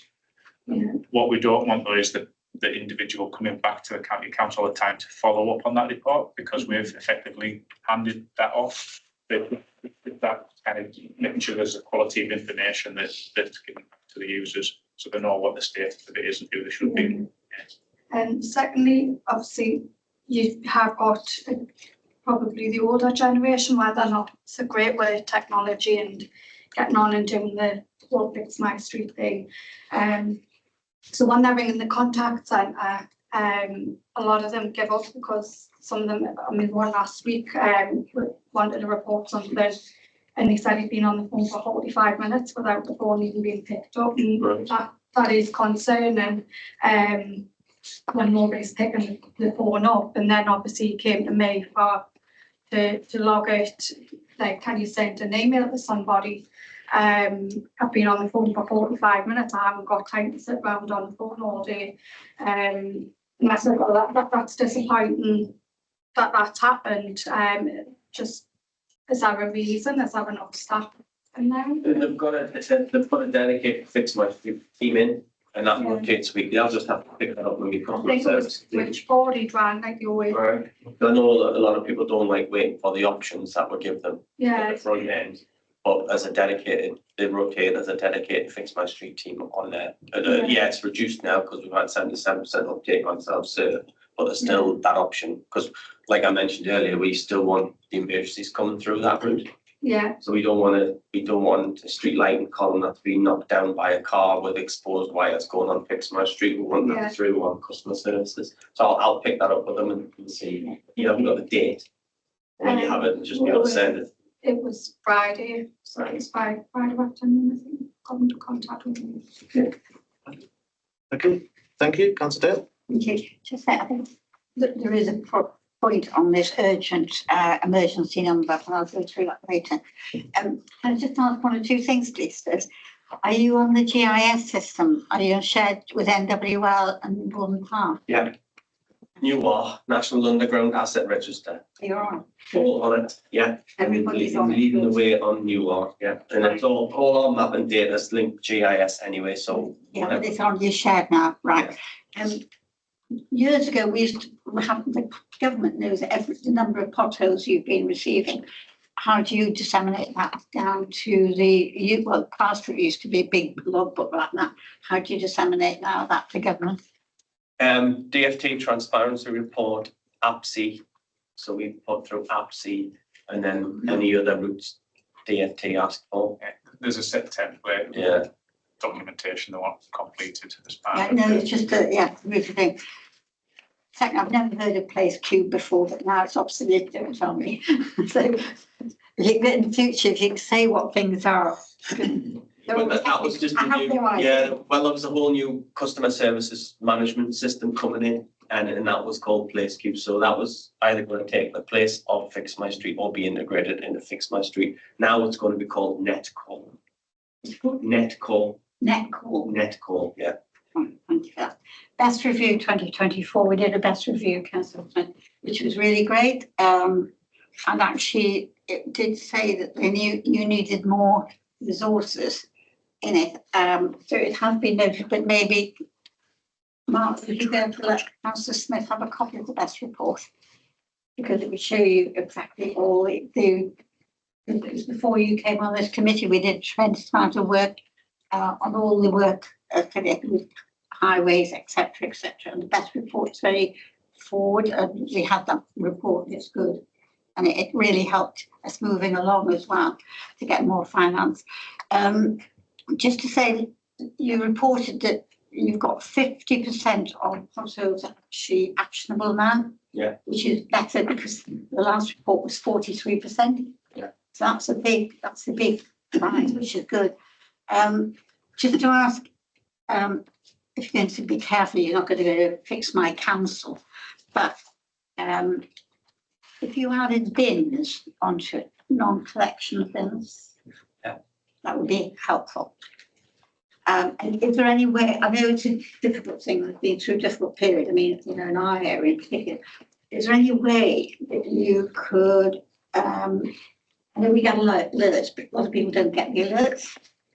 A lot of people don't get the alerts, no reason why they wouldn't. Like the comms alerts for missed bins. And the communication alert that goes out saying missed bins, collect missed bins in this area. yes, so the thing is, if you can find out or have straight back response saying, please put out tomorrow, because you'll have it in areas, but how you manage that with what we get with complaints. Or people ring out, my bin hasn't been there again. Yeah. And how you manage that is going to be difficult. But if you're going to put bins on, you have to make sure that you've got the whole process in place so you can follow it up so we don't land up with phone calls or emails.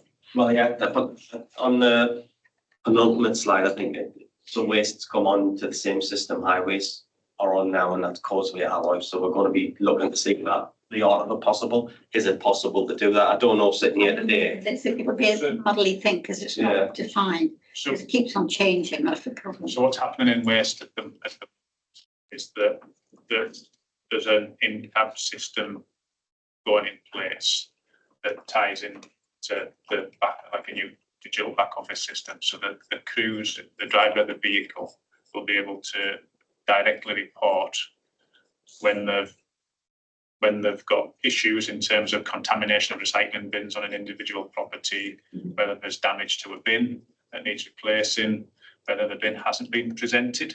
Because a lot of missed bins that reports we do get are people that actually didn't put out on the bin and then try and phone up and say that they did.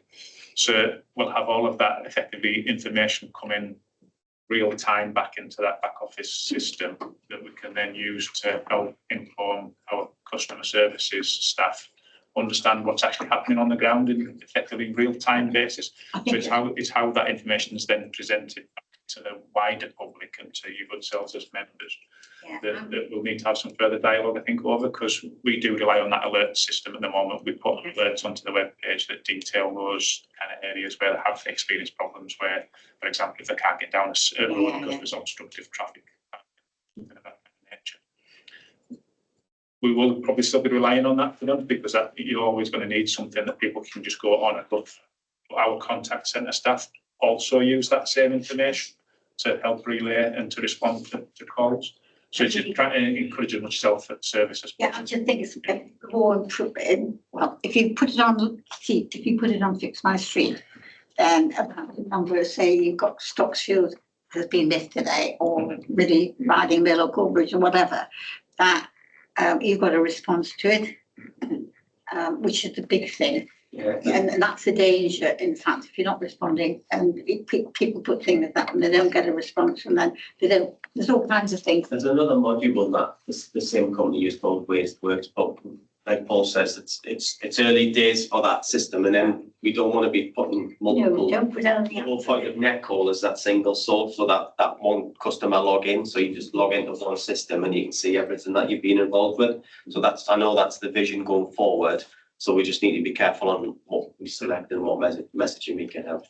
But yeah, we'll try anything to get that out. I think it'll be, can I just make I think it'd be good for you to come back this time next year maybe, with an update to see how the highways Fix My Streets improved, but the numbers more interesting. The number of potholes that be reported. September next year. Not the holiday season. Oh, sorry, no, we can do it. Yes, interrupt your holidays, yes. That was going to be off. When we've got the figures, you can actually have the look at last year's against this year and what improvements you're going to make. Yeah. Well, yeah, we can put that in around your holidays. Yeah, Mark? I think if I could say, waste doesn't come under me, but there's been a tremendous amount of work done by the team in the background to stop those miscollections. Yeah. And I know the work that has been done with the fleet side as well, and the improvements that's been made to the fleet. I think there's two new bin wagons a month coming at the moment. Make sure the fleet's up to standard, and with the extra technology going into them, that'll hopefully provide a far better service than the tricky time that we've been through. So work is ongoing on in the background. Like I say, I'm more excited for the fleet. Those extra new bin wagons will definitely improve things. Can I just say one more point? Is this, it's gone on now about parking on pavement.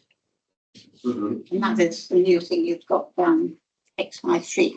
And I think this is a bigger issue than just popping it on Fix My Street. No, yes. Because the amount of problems everybody will have about people parking on pavement.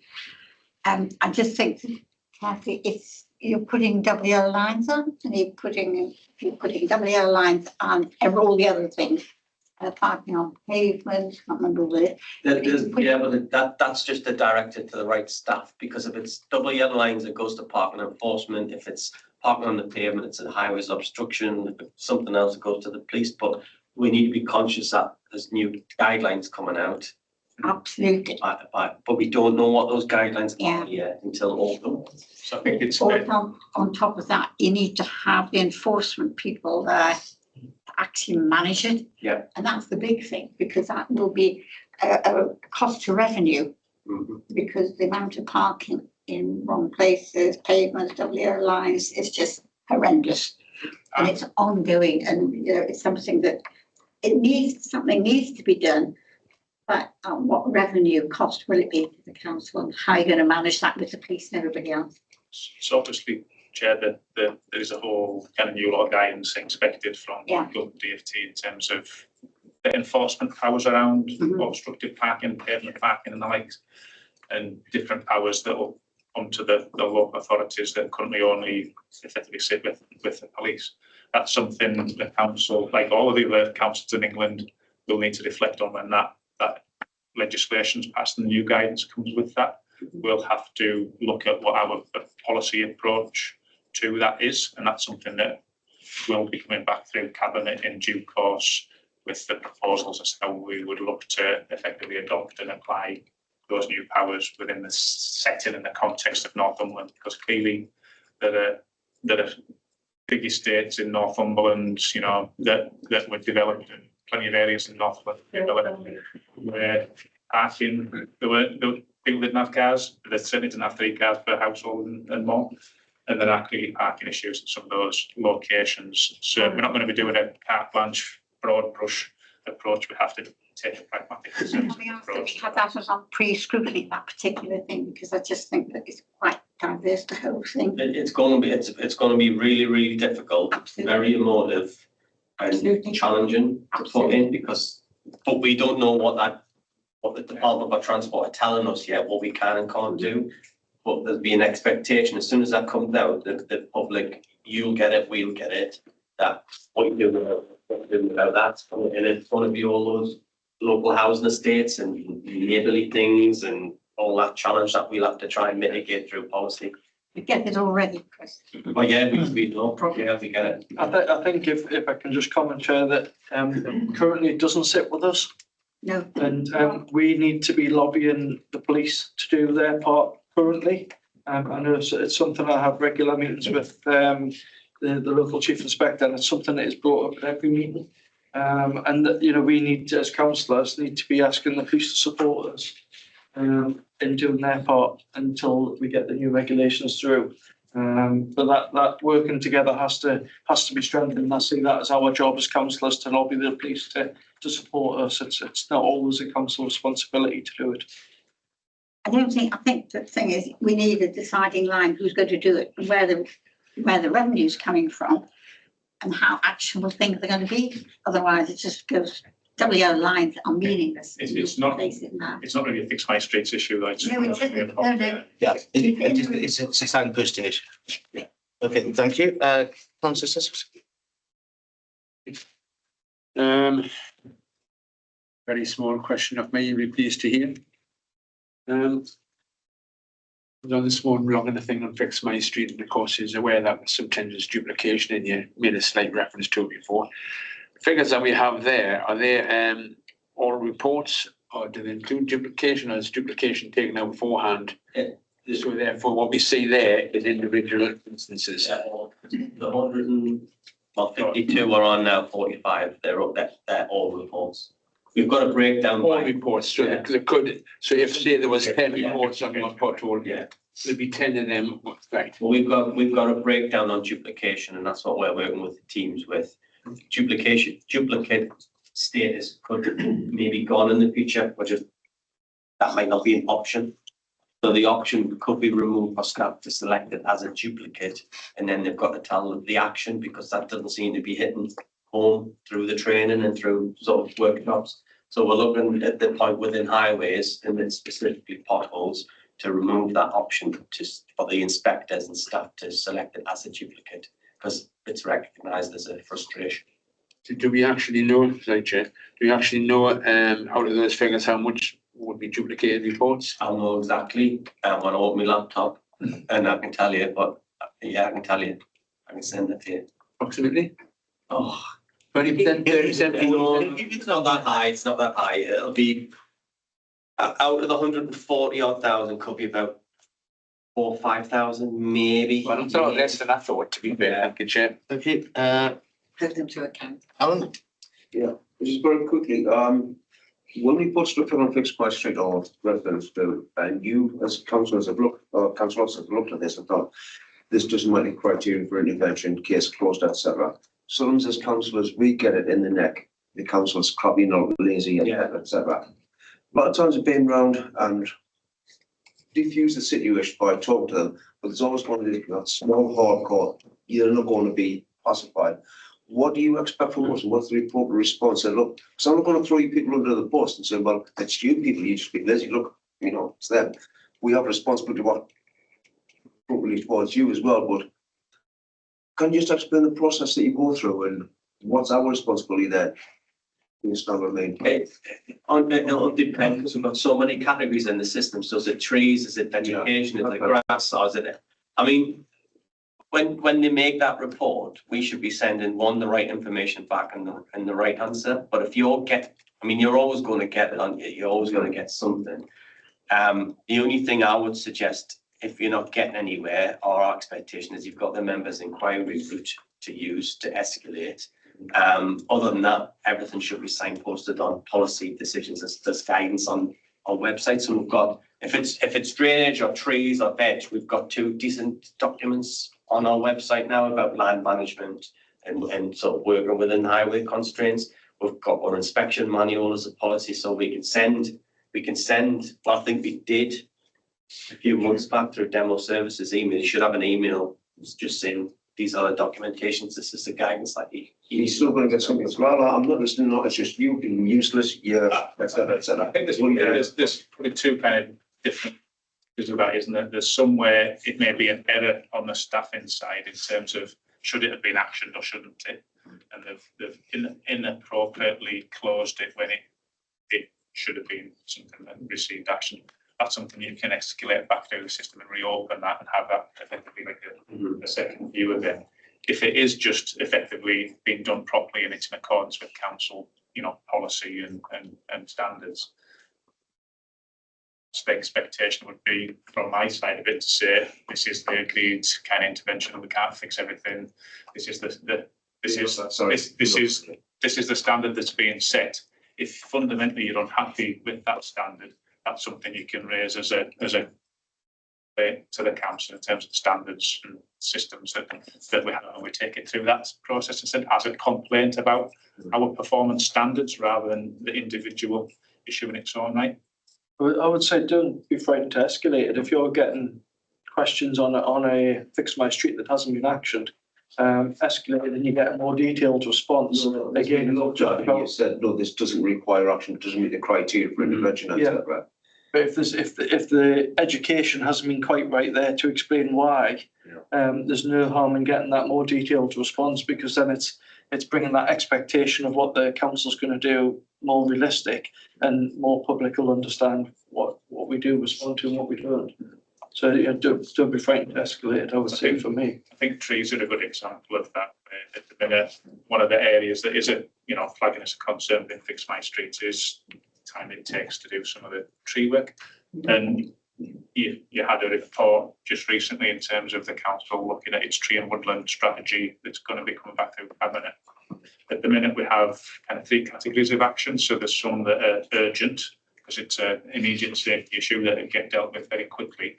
Others that are not urgent but essential maintenance works for trees that teams will action. But there's a third category that are basically not essential, kind of cosmetic, for want of a better thing, description that we don't set a time scale on, and that isn't a good, from my perspective, a good kind of customer care approach, because people are just basically kept on hold in terms of those issues, and we need to address that through our changes to our policy and our service standards to be clear as to, in those circumstances, what are we going to do, and then to live by that and to work to that. And that's something that's going to get through that green woodland strategy and that change in policy approach. So I think some people just have unrealistic expectations. No matter what you do, no matter what you say, you're not going to satisfy them. And sadly, that's the digital world we live in, isn't it? Yeah, and the real world.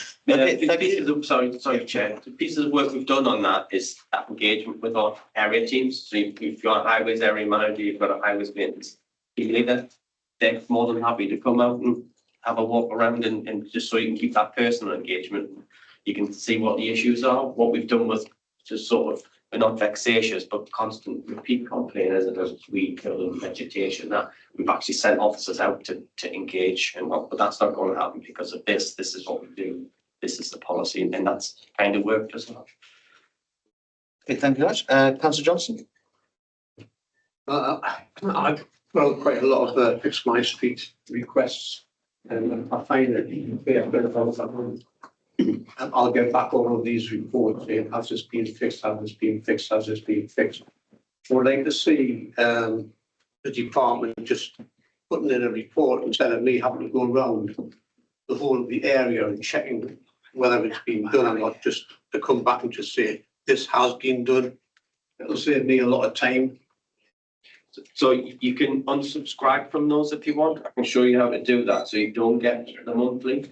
And you should be able to look on just your account to see the status of each one, so you're not getting the barrage of. So when we first started this, that was automatic, and if you put multiple reports on, you'd always get that barrage on a monthly basis. So through feedback, we kind of give you an option on your account to untick that option if you don't want those, and then look at it through your account where you'll just see the status updated.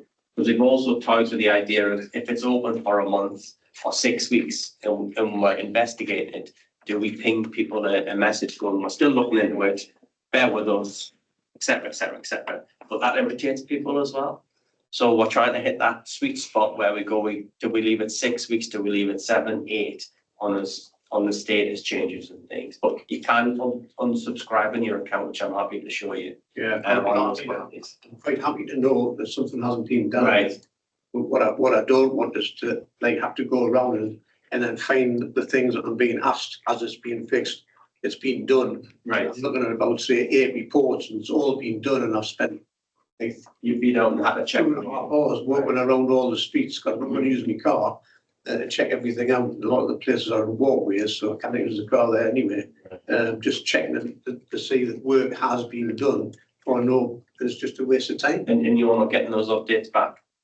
No, I'm just getting like a massive load of reports coming back saying as it's been done.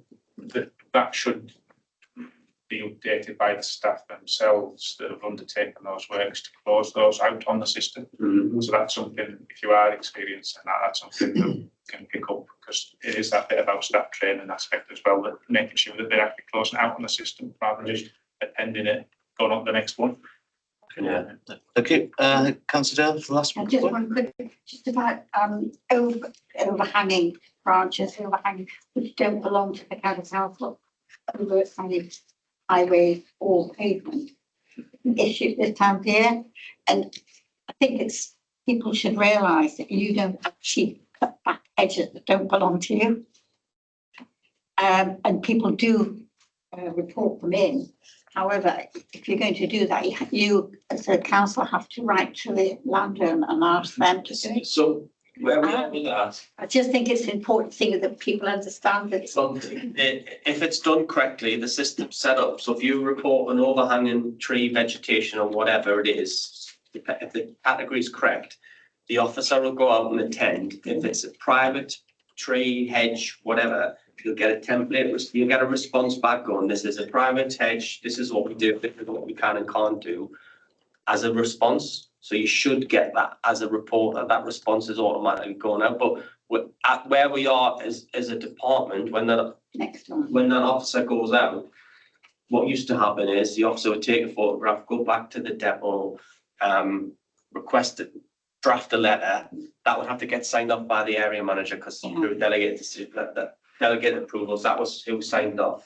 They're literally saying this is an obstruction in the highway. The letter's getting automatically drafted because it's in Go Notify and it's going to the resident in 2 days and no one needs to touch it. Sorry? So I'm standing outside, Yeah. your hedge is overgrown by a tree, right? Councillor Dale's report, tree's overgrown.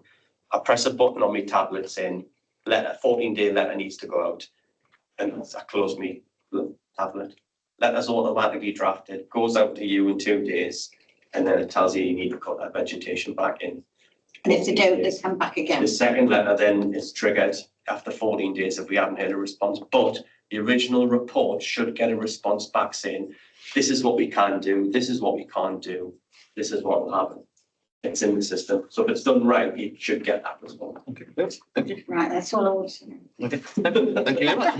Right, well, thank you very much. A very good discussion and recommendations to remit the report and consider the content.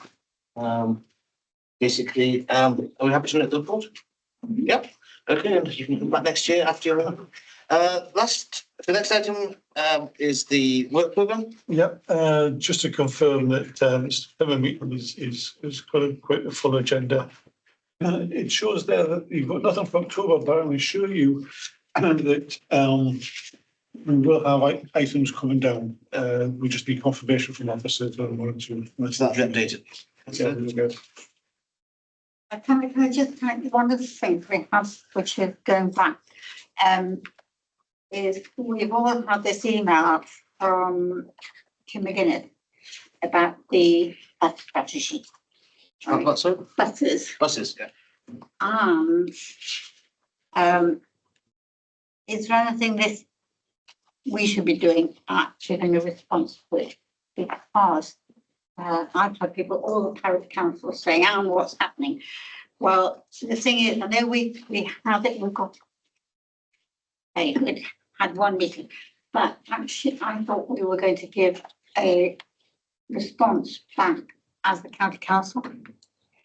But how are you going to identify everybody's areas and the problems?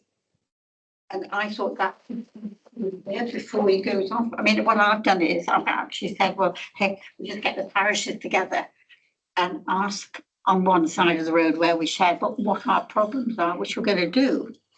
But that doesn't help a response to go from the county council, which is important because the county council have the powers that parishes don't have. They might have their views, but they don't have any powers to feed in to Kim McGuinness, which is a report. So this is, it's just something that needs to be looked at and recognised. Well, I mean, I haven't seen the email, and it would depend on what timescales you're looking at, because the next meeting is not till the end of September, and if responses have to be in before then clearly we'll address that. I think that's the problem. No, but it's just something that's come out, and things are going out that aren't obviously being. What I can confirm is that one of the items that we are looking for at the October meeting is the North East Transport Plan. So that'd be but it's not, I appreciate it's not exactly what you said. No, it's a best thing. We don't want to be out of it. That's what I'm trying to say. What Councillor Dale's referring to is the bus reform and the bus franchising proposals that have come forward. They've been through external audits. They're now under public consultation, which is about effectively the Mayoral Combined Authority taken responsibility for setting the network, for setting the tariffs, and effectively the service standards of public transport services across the northeast. So it's not a commercialised competitive arrangement that it currently is. So it's about that whole kind of high level proposition about, is this something that has the public support?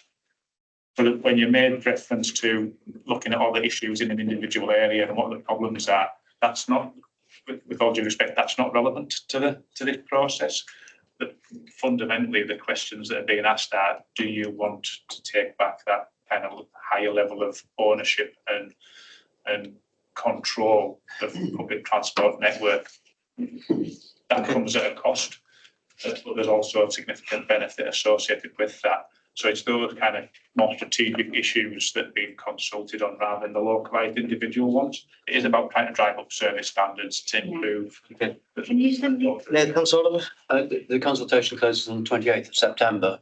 I think the thing. So we are, as a council, going to be responding to that formally, but that will be through a delegated decision, I think, process from memory, because I think because the time frame is that tight, it can't go through that normal full cabinet approval. It is something that we will be discussing with the cabinet members and getting agreement as to what the council's.